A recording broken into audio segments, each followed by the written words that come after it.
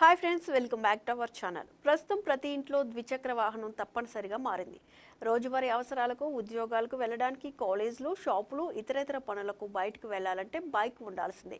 మన దేశంలో మధ్యతరగతి జనాభా ఎక్కువగా ఉంటుంది. అందుకే వారి అవసరాలకు ఉపయోగపడే, తక్కువ ధరలో ఎక్కువ మైలేజ్ ఇచ్చే ద్విచక్ర వాహనాలను కొనుగోలు చేస్తూ ఉంటారు. అయితే వీటి మెయింటెనెన్స్ కూడా సమయానికి సరిగ్గా ఉంటేనే బైక్ పనితీరు బాగుంటుంది. లీటర్ పెట్రోల్ ప్రస్తుతం రూ. 100కు పైన ఉంది. కాబట్టి ప్రతిరోజు బైక్ వాడేవారు పెట్రోల్ ఎక్కువ మొత్తాన్ని ఖర్చు చేయాల్సి వస్తుంది. రోజు ఇతర నిత్యావసరాల కంటే బైక్ పెట్రోల్కి చాలా మంది ఉద్యోగులు తమ జీవితంలో అధికంగా ఖర్చు చేస్తున్నారు. నెలకు సగటున దాదాపు 2000 నుంచి 3000 వరకు పెట్రోల్కే ఖర్చు అవుతుంది. కొంతమంది తమ నెల జీతం అకౌంట్లో పడగానే పెట్రోల్ బంక్ వెళ్ళి ట్యాంక్ ఫుల్ చేయించుకుంటారు.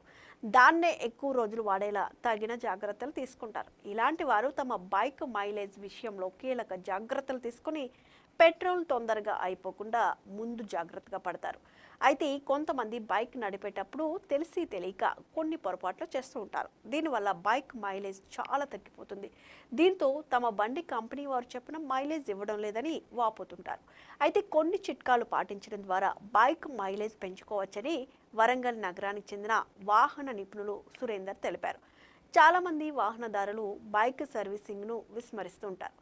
సరైన సమయంలో సర్వీసింగ్ చేపించకపోవడం ద్వారా మైలేజ్ పడిపోతుంది. అందుకే ప్రతి ఒక్కరూ క్రమం తప్పకుండా నిర్దేశిత గడువులోగా సర్వీసింగ్ చేయించాలి. కొంతమంది వాహనాలకు ఎండకు పార్క్ చేస్తుంటారు. అలా చాలాసేపు ఎండలో ఉంటే ట్యాంక్ వేడెక్కి పెట్రోల్ ఆవిరైపోయే అవకాశం ఉంటుంది.